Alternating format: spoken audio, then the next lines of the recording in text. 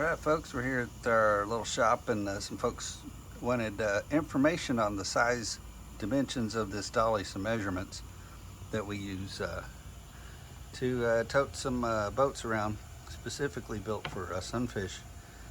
The dolly, let's see, about 3 feet across, and then it runs 8 feet.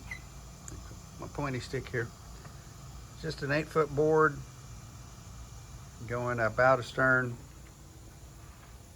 It's got, we use 2x4 lumber, and we use these little wheels we got from, I think, Grizzly.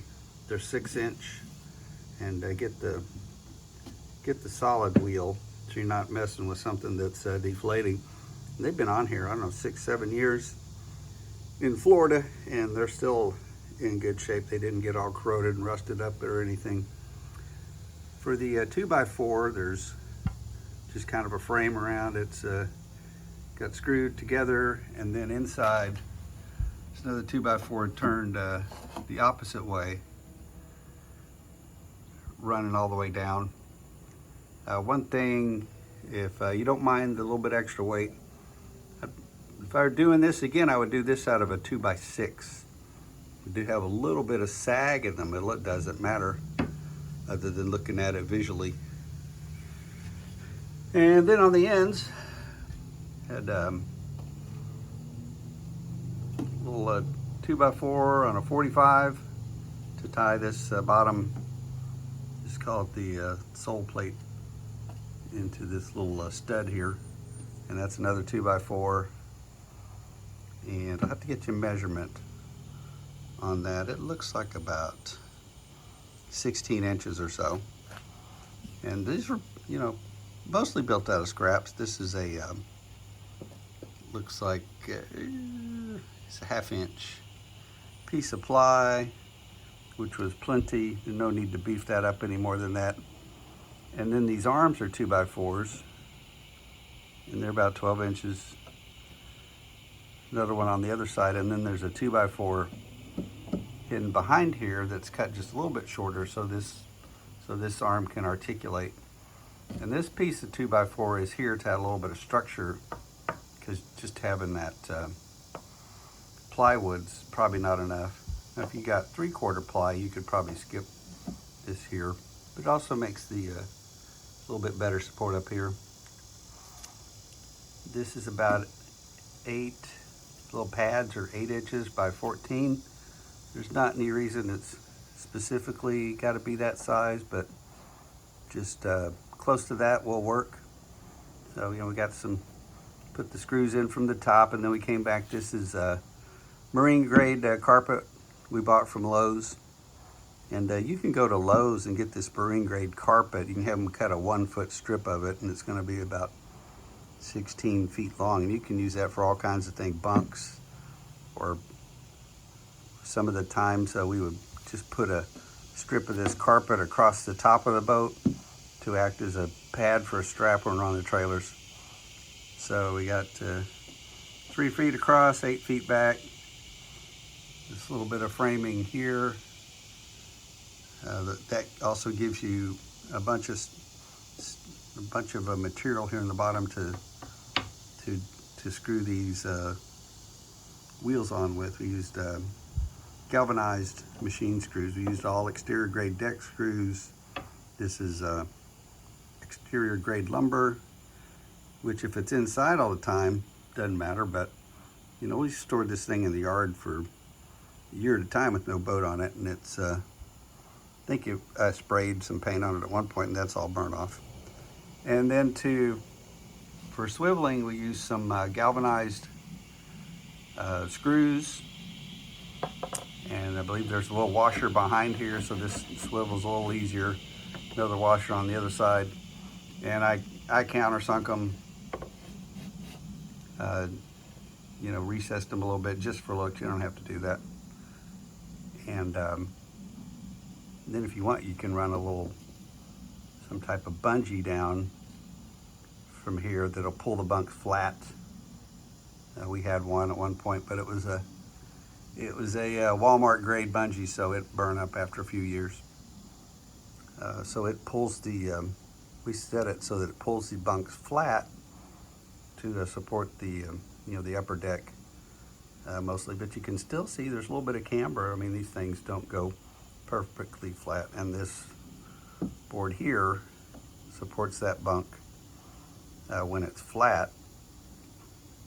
So we're talking about the arms. If there's a measurement you need that I didn't talk about, just post in the comments and I'll let you know, or go out and look at it.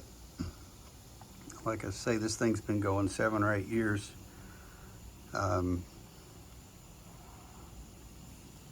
that's pretty much the basics of it, and then you can see how these bunks swivel. So if we have the V-bottom of the boat on there, they'll pitch inwards a little bit, fore and aft, to cradle the V-bottom.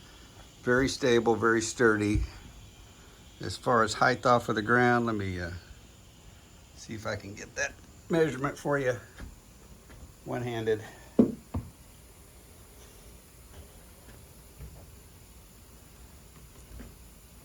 Let's see, put the camera down for a minute.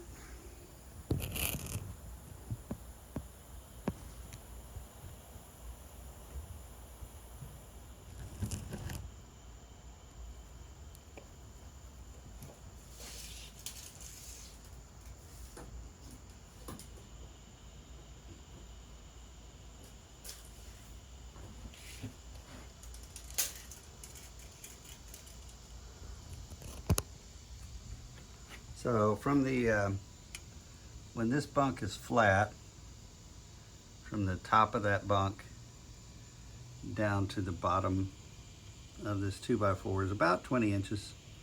Then you've got another 6 inches. So the top of your bunks off the ground is going to be 26 inches.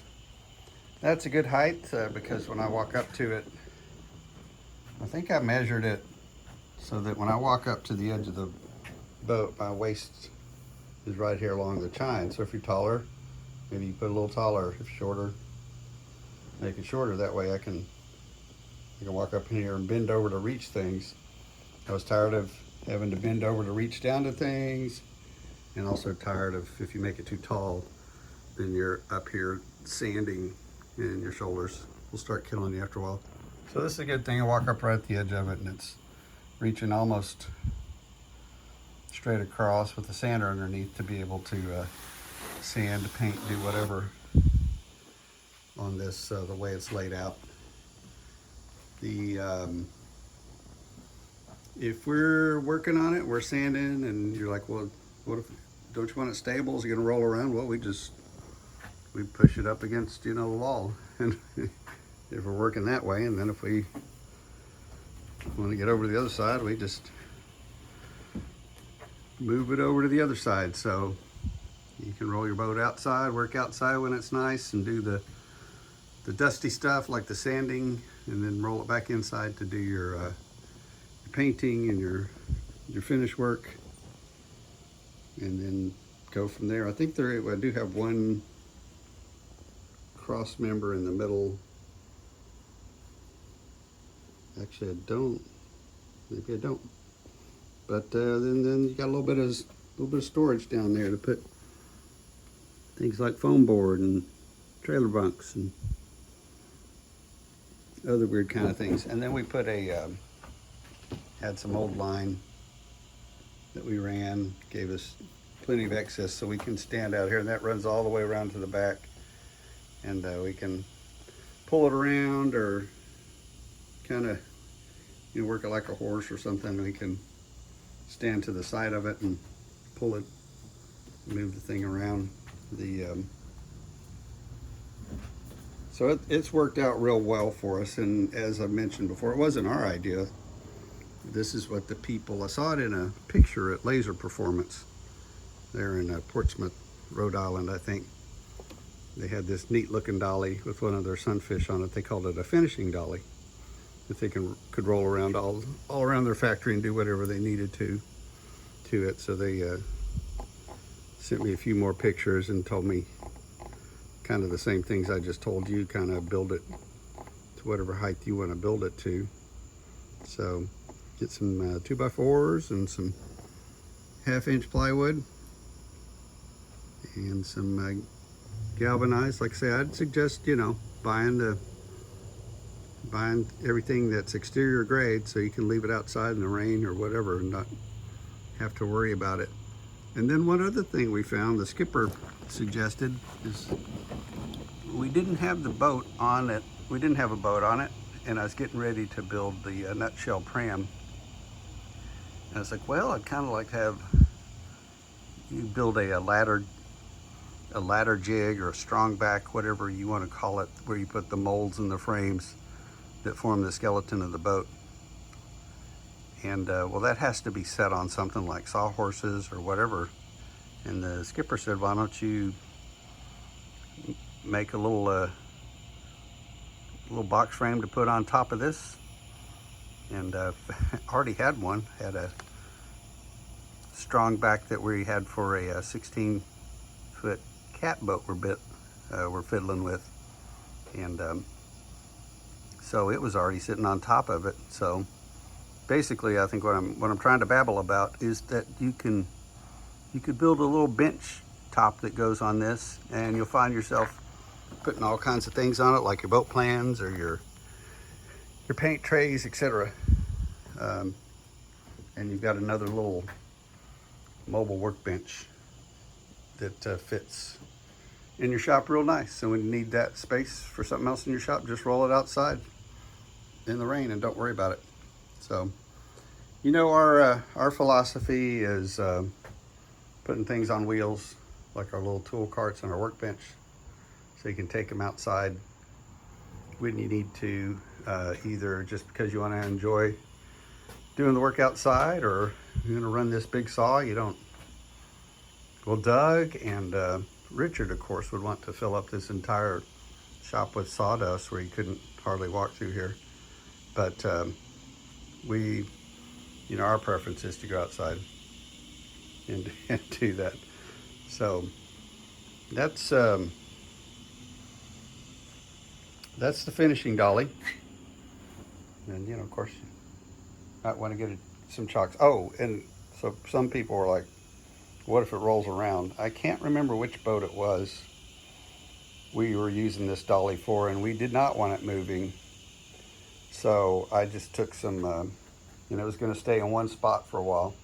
So I just took some little scraps of wood and just screwed them to the floor around the tires so that it wouldn't move. I think it was the skiff we worked on. Nope, it wasn't that. It doesn't matter. So there's ways to make this thing not move if you don't want it to move. Maybe you have plenty of space and you just want to build it without the wheels and screw it to the floor. So that's